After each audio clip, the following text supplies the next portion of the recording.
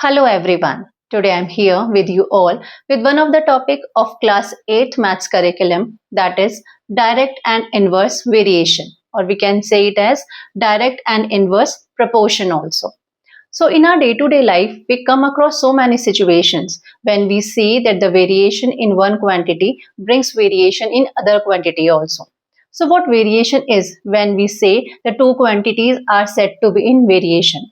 So, two quantities are said to be in variation when increase or decrease in one quantity brings corresponding change in the other quantity also.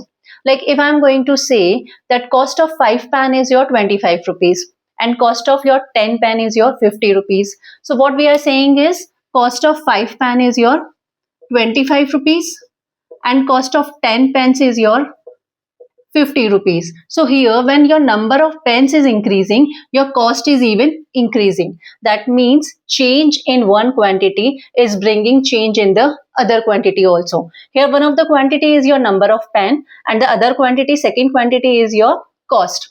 So we can see over here the change in the one quantity is bringing change in the other quantity also. Another example we can say that if 2 liters of petrol is there in the car, so the distance traveled is your say 30 kilometer. And if 5 liter of petrol is there, in that case distance traveled is your 75 kilometer. So over here one quantity is your liters, petrol in liters, and the second quantity is your distance covered in your kilometer. So when your petrol is increasing, one of the quantity is increasing, another quantity, that is kilometers, is even increasing. So change in the one quantity is bringing change in the other quantity also. Another example we can say that if there are 5 persons are there and they can complete any of the work in 4 days, then if number of persons will be 4, they will be completing the work in your 5 days. Over here we can see that one of the quantity is your number of person and the another quantity is your number of days. When your number of person is decreasing, your number of days is your increasing. So change in the one quantity is bringing change in the another quantity. So such type of changes is your variation. If we are going to see, so there are two types of variations are there. There are two types of variation. One is your direct variation and another is your inverse variation.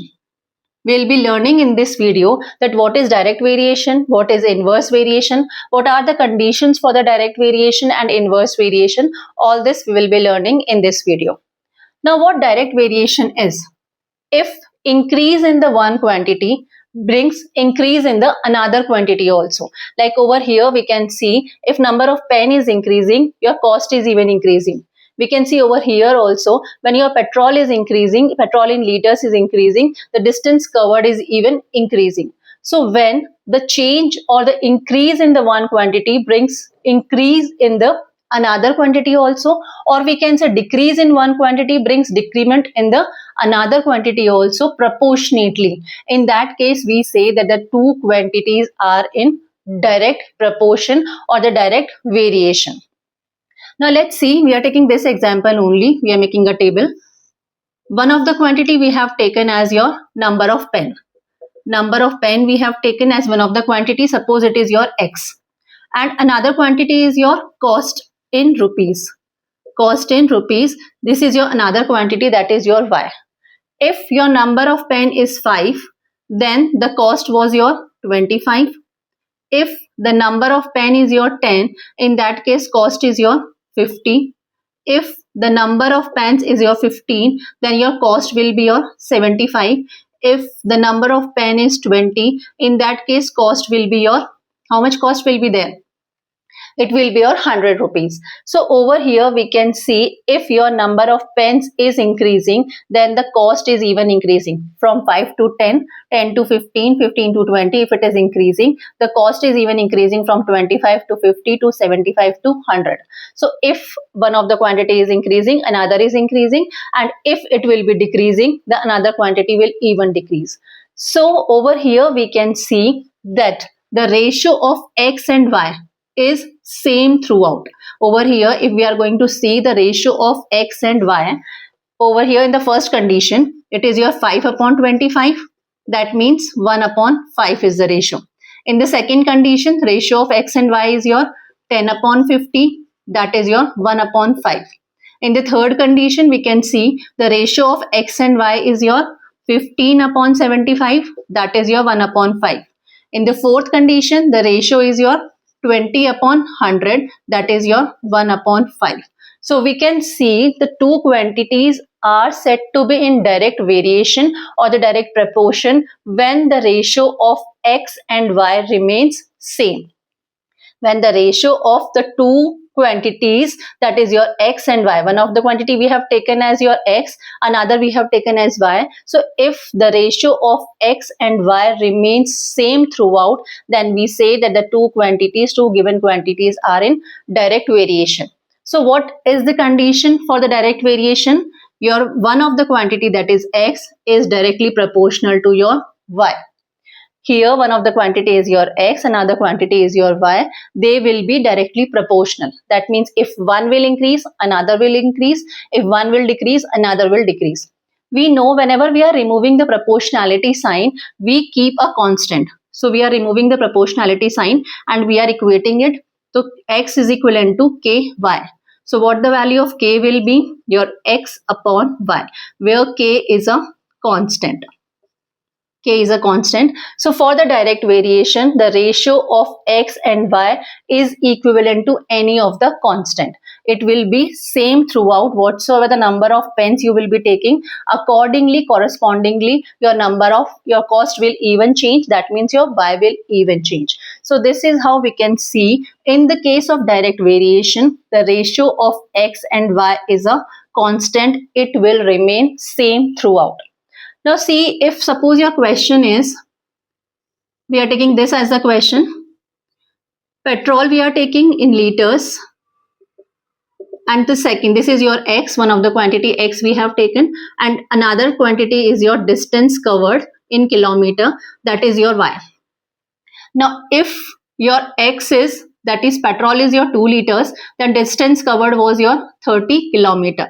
If the petrol is your 5 liters, the distance covered was your 75, right? So if your petrol is your 1 liter, suppose we are taking this as your y, this is your y, and if your petrol is say, if your distance traveled is say your 60, so what the value of x will be? That is your x we are assuming. So if these type of questions are there, how we can find the values of your unknowns, that is your x and y over here? Suppose I am saying this is your x1 and this is your y1, because x we have taken, this petrol in liters we have taken as x, and distance covered we have taken as y. Now over here, because it is in direct variation, if it is given to you that this is in direct variation, that means ratio of x and y will be same. We can check it out over here. This is your 2 ratio of x and y. X over here is your 2 and y is your 30. That is 1 upon 15 is the ratio. X upon y is your 1 upon 15. In the second condition, we can see it is 5 upon 75. That means 5 1 is 5, 5 15 is 75. So it is your 1 upon 15. So ratio of x and y is same. So this same ratio will be for your other conditions also. Now we are equating for these two we are taking. Ratio over here, it will be a 2 upon 30 will be the ratio, and it is will be equivalent to 1 upon your y1. Ratio of x and y for all the conditions will remain same. So ratio of x and y over here we have taken 2 upon 30, and the ratio for these two will even be same. So it is your 1 upon y1. If we will cross multiply it, 2 times of y1 is equivalent to 1 multiplied by 30 is your 30, or we can say y1 is your 30 over 2, that is your 15. So if your 1 liter petrol is there, so distance covered will be your 15 kilometer. Similarly, we will be taking for this condition also. Again, we are taking first and the last condition in this case. So here we can see the ratio of x and y is your 2 upon 30. It will be equivalent to ratio of your x1 over 60. Again, we will cross multiply it. So it will be 2 multiplied by 60 is equivalent to x1 multiplied by your 30. So what the value of x1 will be? It will be 2 multiplied by 60 divided by your 30. 32 times 60. So value of x1 is your 4 liters. That means if distance covered is your 60 kilometers, then the petrol will be your 4 liters. So this is how we can use the concept of your direct variation for solving the question. But it is even not compulsory that if because of the increment or in one variation in one quantity, if another quantity is even increasing, then they are in direct variation. It is not compulsory. Now take an example. Suppose I am saying that one of the person is there or the different persons is there. We are taking the height of the person in centimeter. It is your x, one variation, one quantity. Another is your weight. It is your another quantity, that is your y. Suppose it is in kilometer. Now, if the height is say 30 centimeter, in that case weight was say suppose we are saying it is your 10 kilometer. Now, if height is increased to say 50 centimeter, so your suppose we are saying that weight is your say 15 kilometer. If height is increased to 100 centimeter, in that case suppose weight is your 20 kilometer.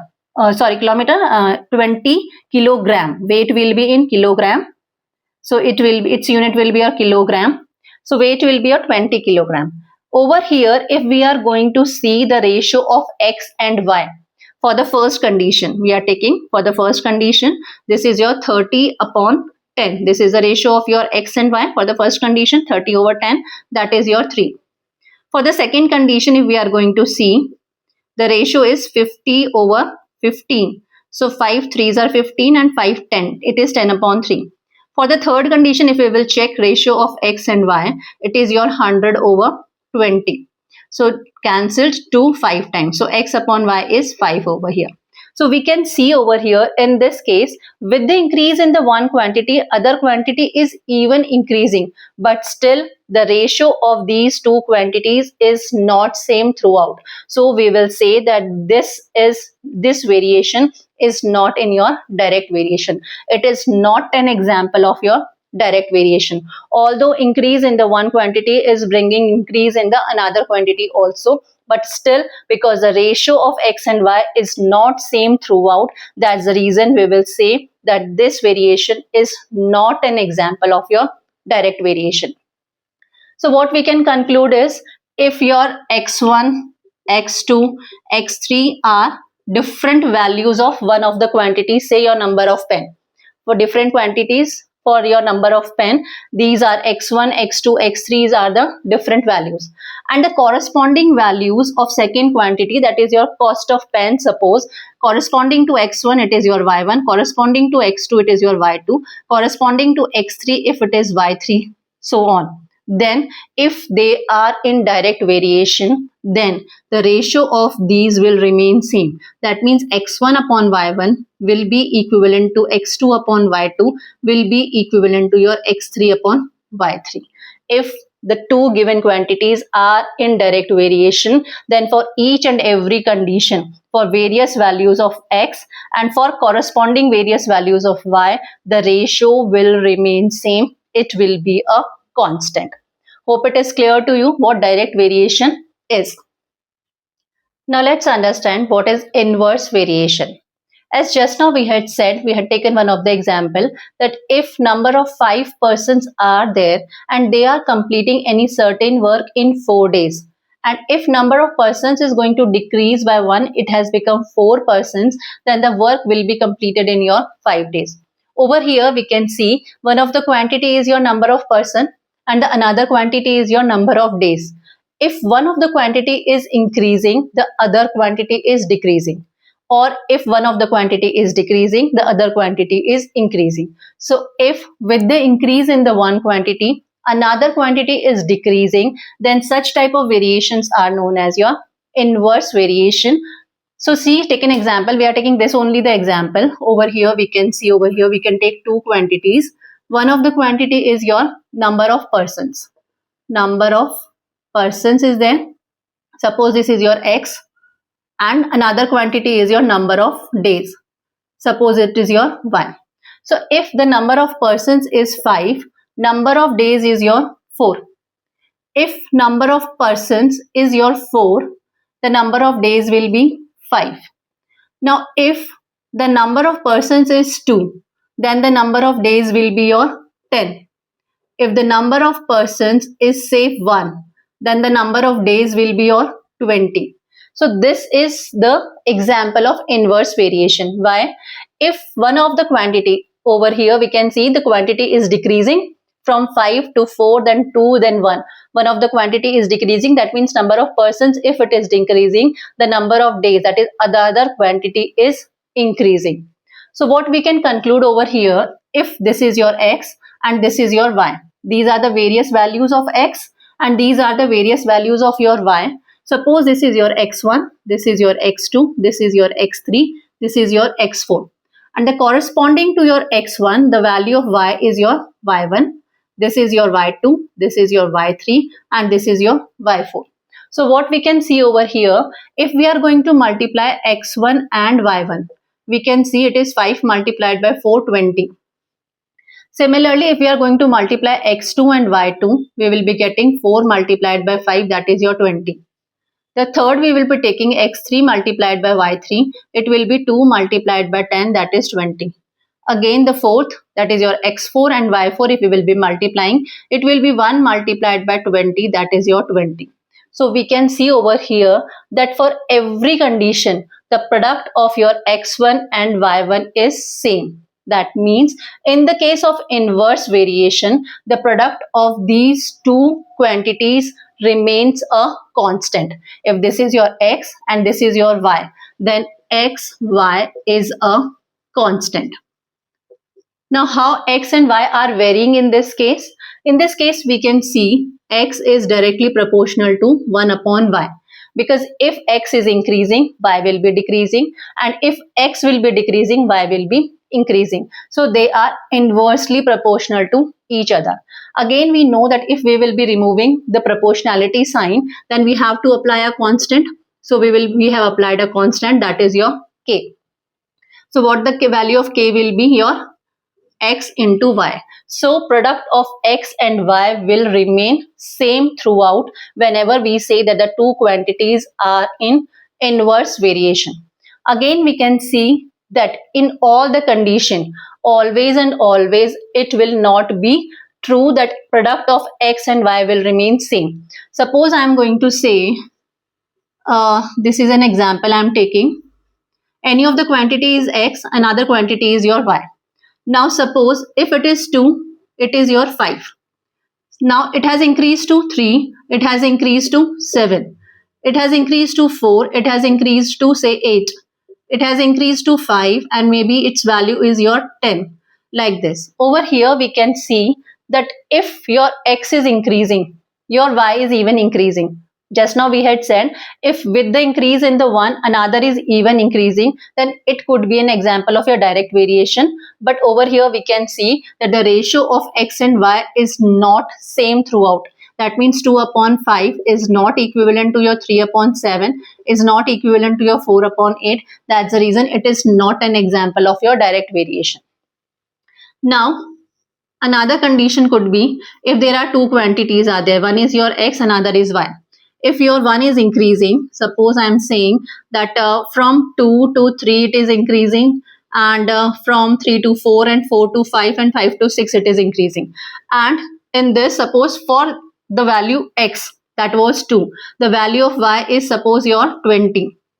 Then it is increasing, y will become for x is equals to 3, y will become suppose 18.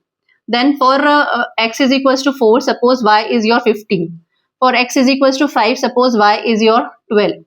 For x is equals to 6, suppose y is your say 10. Now, if we are going to see over here, with the increase in the one quantity, another quantity is decreasing. But it is not compulsory that it will be an example of your inverse variation. Now, let's check it out whether it is an example of inverse variation or not. If it will be an example of inverse variation for all the values, suppose this is your x1, this is your x2, this is your x3, this is x4, this is x5, and corresponding value is your y1, y2, y3, y4, y5. The product of x1, y1 should be equivalent to x2 into y2 should be equivalent to x3 into y3 if it is an example of your inverse variation. Now let's check it out. X1 into y1 is your 2 multiplied by 20, that is your 40. X2 into y2 is your 3 multiplied by 18, which is not equivalent to 40. X3 into y3 is your 4 into 15, that is again not equivalent to 40. So we can see over here that the product of two quantities x and y is not same throughout. That's the reason it is not an example of your inverse variation. Two quantities will be in inverse variation when for each and every condition the product of the two quantities will remain same, will be a constant. Now suppose I'm going to take another example. Say if your speed of the car is going to increase.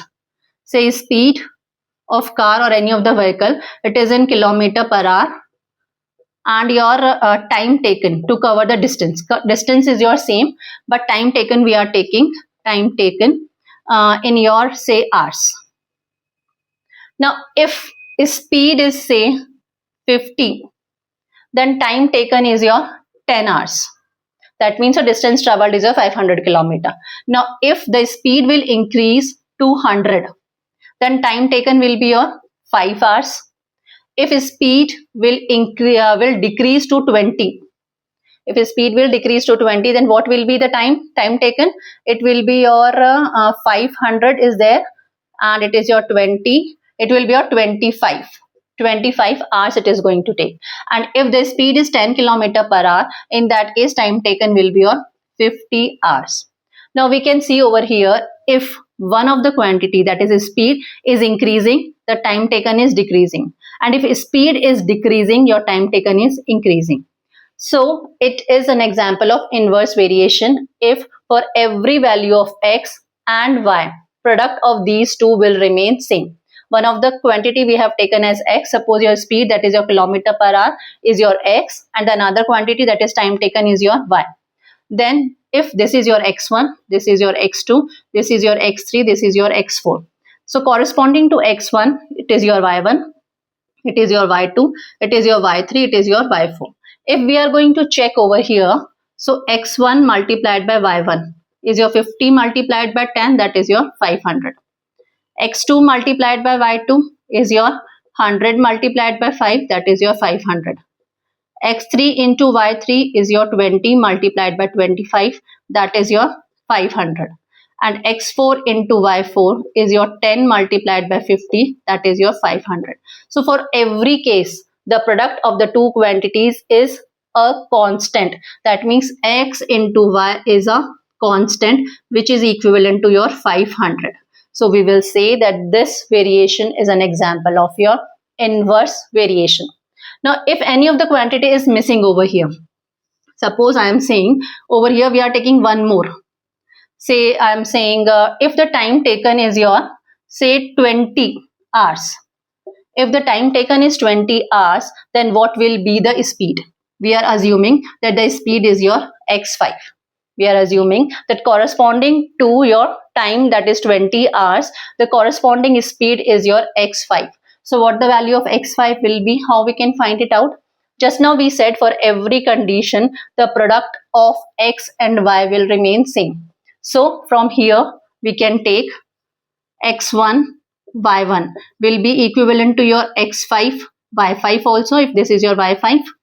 So x1 is your 50, y1 is your 10. It will be equivalent to x5 into your 20. So what the value of x5 will be? 50 multiplied by 10 divided by your 20 to 25. So speed will be your 25 kilometers per hour. So this is how we can find the unknown values if we are having any two ratios or any one of the ratio is given to us and it is already mentioned that the given variation is in inverse variation, then automatically we can take the product of these two quantities to be equivalent to a constant. So this is how we can solve it. Now there is another method of solving these type of question, that is your direct variation and your inverse variation. So what we have concluded in this case, if these are your x1, y1, x2, y2, so what we had concluded is that x1, y1 will be equivalent to your x2, y2 x2 y2 will be equivalent to your x3 y3 will be equivalent to your x4 y4, and it will be equivalent to any of the constant if x and y are in inverse variation.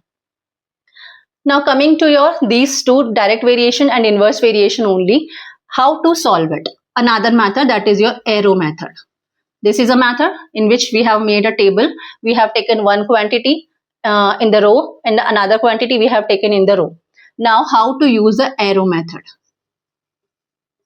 See, if we have taken for direct variation, I am taking first of all, if number of pen we had taken and your another was your cost. If the number of pen were 5, the cost was your cost was 25 rupees. And if the number of pen is say 10, what will be the cost? Suppose I am assuming that this is your y1. Now here one of the quantity is your number of pen, another quantity is your cost. How to find the value of this unknown if it is given that it is in a direct variation? It is following your direct variation.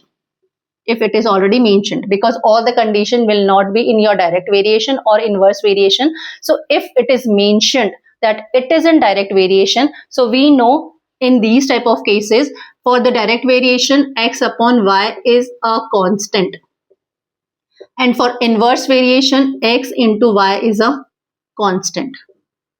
Now how we can solve these type of questions by arrow method? In the direct variation, the arrows will be in the same direction. If one is increasing, another will even increase. If one is decreasing, another is even decreasing. So we will be making arrows in the same direction and we will be taking their ratio. So what we will be doing is 5 upon 10 we have taken in this direction will be equivalent to your 25 upon y1. So what the value of y1 will be? 5 into y1 is equivalent to 25 into 10, or we can say y1 will be 25 into 10 divided by your 5. 5 is 25, so value of y1 will be your 50 rupees. This is how we can solve the questions by your arrow method.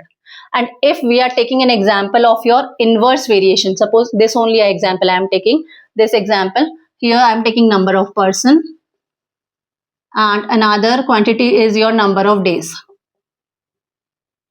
So if number of persons is 5, number of days is your 4. If number of persons is 4, what will be the number of days? This is the condition. If it is mentioned to us that it is an example of inverse variation, then arrows will be in the opposite direction. If one of the arrow is like this, another arrow will be in upward direction. If one is downward, so another will be in your upward direction, because in inverse variation, with the increase in the one quantity, another quantity is decreasing. So we'll be taking like this. So it will be 5 upon 4 will be equivalent to, in this case we will be going like this from bottom to top. So it will be y1 over 4. So if we will multiply it, 5 multiplied by 4 is your 4 multiplied by y1. So value of y1 will be 5 into 4 divided by 4, that is your 5 days. So this is another method of solving your questions of your direct variation and your inverse variation. Although you can use any of these methods, in both the cases you will be getting the same answer. In the arrow method, in the case of direct variation, the arrows will be in the same direction, and in the case of your inverse variation, arrows will be in the opposite direction. As you have made the arrows same, you will be taking the ratios 5 upon 10, 25 over y1. You will be equating it. And in this case, we were taking the quantities in your rows.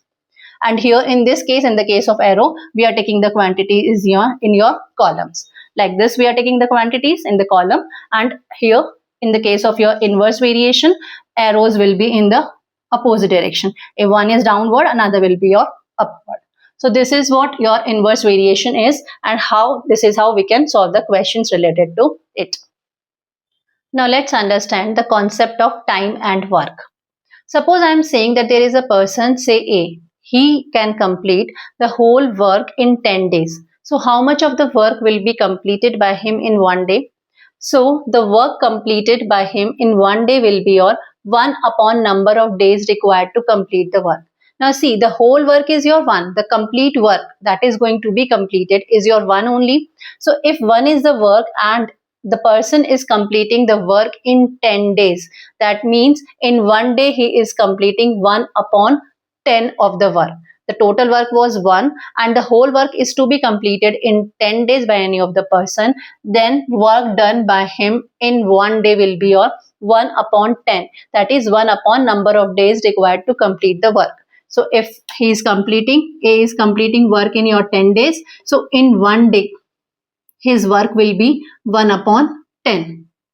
Now, if the number of days required to do a certain work, how much days will be required for completing a certain work?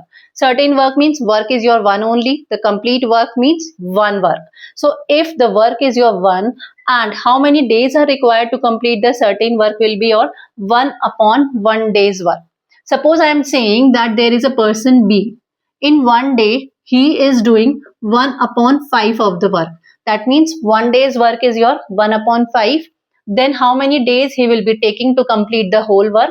It will be 1 upon 1 day's work, that is 1 upon 5, or we can say he will take 5 days to complete the work.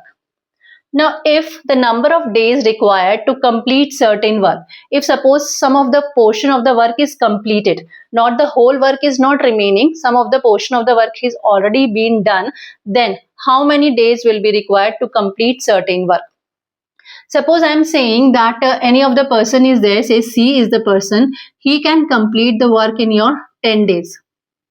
Complete work from starting to end, he can complete in 10 days. That means in 1 day, he will be doing 1 upon 10 of the work. In 1 day, he is doing 1 upon 10 of the work. And if half of the work is already been done, if half of the work is done, that means half of the work is remaining. That means work to be completed is your half, that is 1 upon 2 of the work is remaining. Divided by 1 day's work, divided by 1 day's work is your 1 upon 10. So it will be 10 divided by 2. 5 more days will be required for completing the work. So these are the formulas. By using these formulas, we can solve the questions related to it. Now we'll be seeing how we can solve the questions based on it. Let's again see the formulas. If we have to find 1 day's work, then what we will be doing is 1 divided by number of days required to complete the whole work. That will give you the 1 day's work. If we want to know that what will be the number of days required to do a certain work, then we will be dividing 1 by your 1 day's work. In 1 day, whatsoever the work he or she is doing, we will be dividing it by 1 and we will be getting the number of days required to do a certain work. If number of days required to do a complete certain work, we have to find if some of the work is already being done. Otherwise, so these two formulas are same exactly, but over here work we have taken as 1 because complete work was to be done. But here we are assuming that some of the part of the work is completed. So the remaining work we will be taking as a numerator and the denominator will be your 1 day's work. So this is how using these formula we can solve the questions. Now let's take some of the questions. A loaded truck travels 14 km in 25 minutes. One of the quantity is your kilometer distance in your kilometer. Distance in kilometer. Another quantity is your time in minutes it is. So if distance traveled is your 14 km, time is your 25 minutes. If the speed remains the same, if the speed is same, that means if speed will remain same, what will be the condition? Your distance traveled will be directly proportional to your time. If the speed is not going to vary, if speed will remain same, that means your distance traveled will directly be proportional to your time. So the second condition is how far can it travel in 5 hours. So time is your 5 hours. So here we can see that unit is your hours and we have taken over here in minutes. So first of all we will convert this hour into minutes. So it will be 5 multiplied by 60.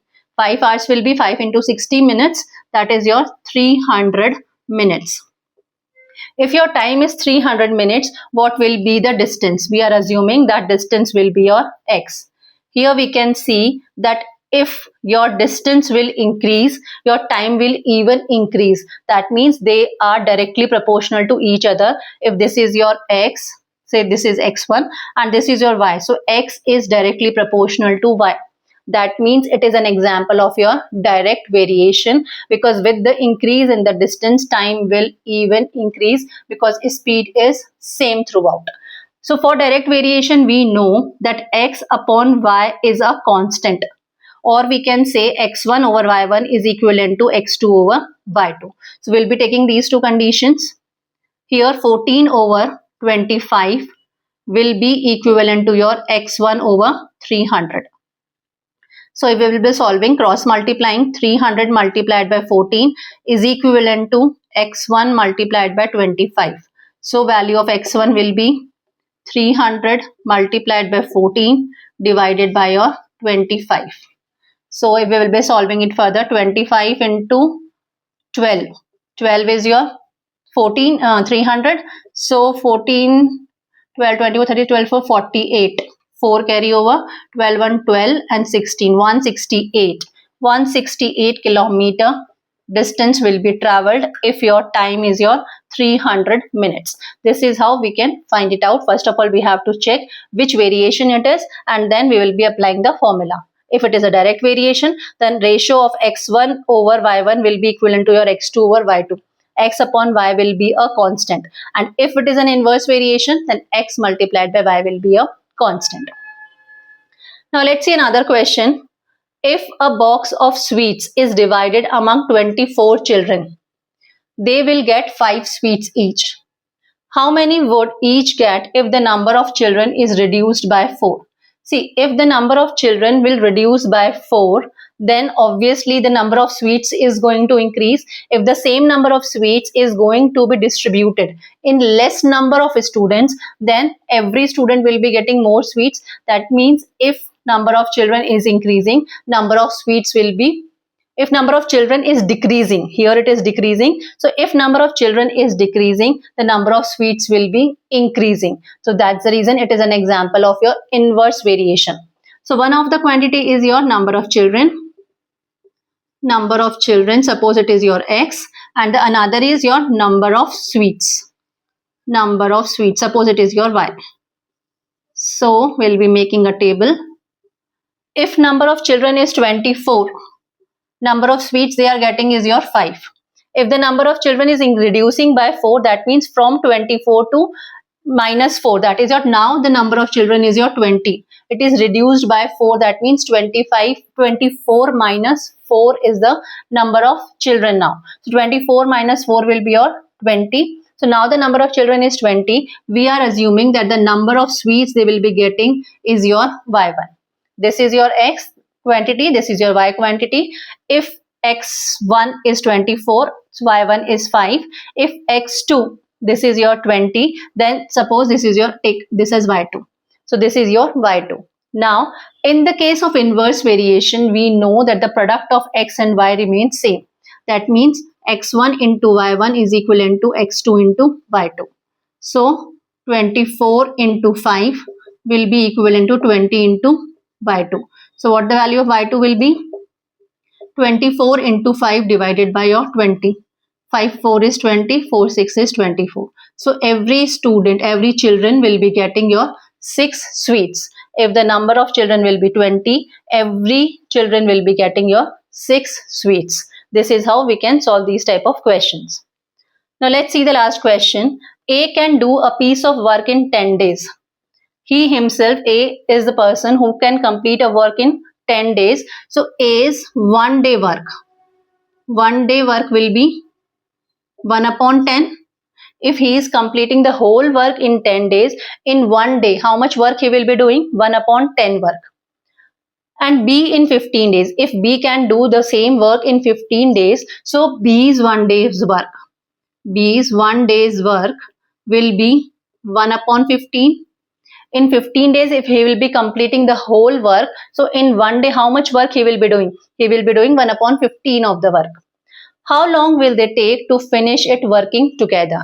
So if they will work together in 1 day, how much work they both will be doing? First of all, we will be finding it. So if A is working with your B, then their 1 day's work will be 1 upon 10 plus 1 upon 15. This will be their 1 day's work. So your LCM will be your 30. 10 3s are 30, 15 2s are 30. It is your 5 upon 30, or we can say 1 upon 6. they will be completing 1 upon 6 of the work they will be completing in one day if they will be working together.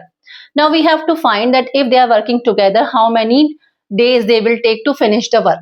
So if we have to find the number of days required to complete a certain work, it will be 1 divided by 1 day's work.